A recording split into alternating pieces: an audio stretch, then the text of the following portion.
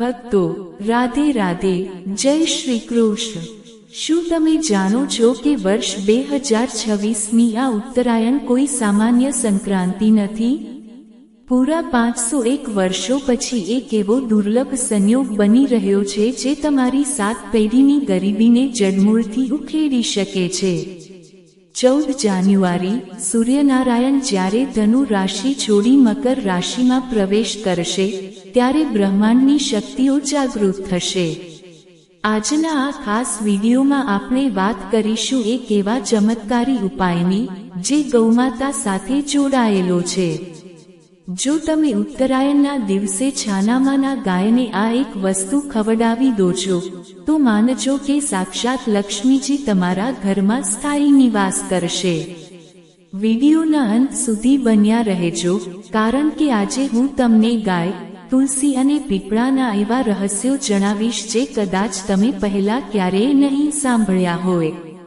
શાસ્ત્રોમાં લખ્યું છે કે ગાવા સર્વ સુખપ્રદા, એટલે કે ગાય સર્વ સુખો આપનારી છે। ગાયના કપાળમાં શિવજી, આંખોમાં સૂર્ય ચંદ્ર અને પૂંછડીમાં હનુમાનજીનો વાસ છે। જ્યારે આપણે ગાયને સ્પર્શ કરીએ છીએ ત્યારે આપણા શરીરની નકારાત્મક ઉર્જા દૂર થાય છે। વિચારો ભક્તો, જે ગાયના રોમ રોમમાં દેવતાઓ હોય તેને ઉત્તરાયણ જેવા પવિત્ર દિવસે કંઈક અર્પણ કરવાથી કેટલું પુણ્ય મળે? ઉત્તરાયણ એટલે દાનનો પર્વ। આ દિવસે કરેલું એક નાનું દાન પણ અક્ષય બની જાય છે, એટલે કે જેનો ક્યારેય ક્ષય નથી થતો। 14 જાન્યુઆરીએ સવારે વહેલા બ્રહ્મ મુહૂર્તમાં જાગવું અત્યંત ફળદાયી છે। જો તમે કોઈ પવિત્ર નદીમાં જઈ શકતા નથી તો ગભરાશો નહીં। તમારા નહાવાના પાણીમાં થોડું ગંગાજળ અને ચપટી કાળા તલ નાખો। ગંગાજીનું સ્મરણ કરીને સ્નાન કરો। સ્નાન કર્યા પછી સૂર્યનારાયણને જલ અર્પિત કરો અને ઓમ સૂર્યાય નમઃ મંત્રનો જાપ કરો। આ દિવસે તમારા પિતૃઓ પણ પૃથ્વી પર આશીર્વાદ આપવા આવે છે, માટે સ્નાન પછી પિતૃઓના નામનું તર્પણ કે દીવો કરવો પણ જરૂરી છે। હવે વાત કરીએ એ ચમત્કારી વસ્તુની। ભક્તો, ઉત્તરાયણના દિવસે ગાયને ઘી ગોળવાળી રોટલી અને લીલો ઘાસચારો ખવડાવવો એ સામાન્ય લાગે, પણ તેની વિધિ ખાસ છે। સૌ પ્રથમ ઘરમાં તાજી રોટલી બનાવો। વાસી રોટલી ભૂલે ચૂકે પણ ન આપતા। તે રોટલી પર થોડું દેશી ગાયનું ઘી લગાવો અને ગોળનો કટકો મૂકો। હવે આ રોટલીમાં એક ચપટી હળદર નાખો। હળદર એ ગુરુ ગ્રહનું પ્રતીક છે અને ગાય વિષ્ણુનું રૂપ છે।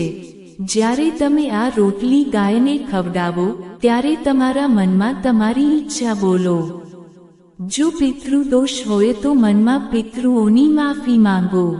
આ સિવાય ગૌશાળામાં જઈને ગાયોને બાજરીની લાપસી કે ઘાસચારો અર્પણ કરવાથી રાહુ કેતુના ખરાબ પ્રભાવો દૂર થાય છે અને અટકેલા કામ પૂરા થાય છે।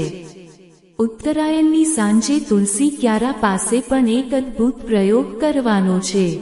એક લાલ નાડાચડી કલાવો લો, તેમાં 8 ગાંઠ મારો અને ઓમ નમો ભગવતે વાસુદેવાય મંત્રનો જાપ કરો। આ નાડાચડીને હળદરવાળી કરીને તુલસીના કુંડામાં બાંધો। આ તમારા ઘરમાં ધન ધાન્યના ભંડાર ભરી દેશે। સાથે જ સાંજે પીપળાના ઝાડ નીચે સરસવના તેલનો ચારમુખી દીવો કરો। દીવામાં 2 આખા લવિંગ નાખજો।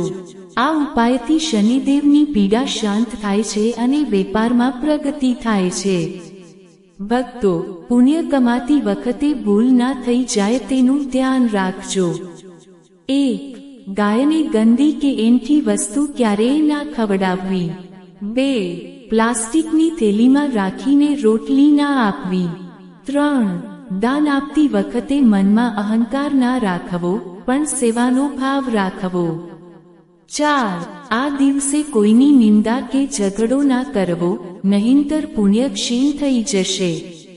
ભક્તો, આ ઉત્તરાયણ તમારા જીવનમાં નવી આશા અને સમૃદ્ધિ લઈને આવે તેવી ભગવાનને પ્રાર્થના।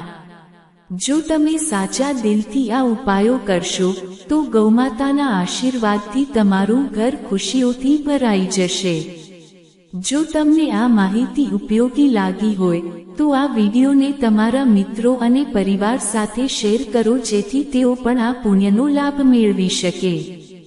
કોમેન્ટ બોક્સમાં જય ગૌમાતા લખવાનું ભૂલશો નહીં। જય શ્રી કૃષ્ણ। રાધે રાધે।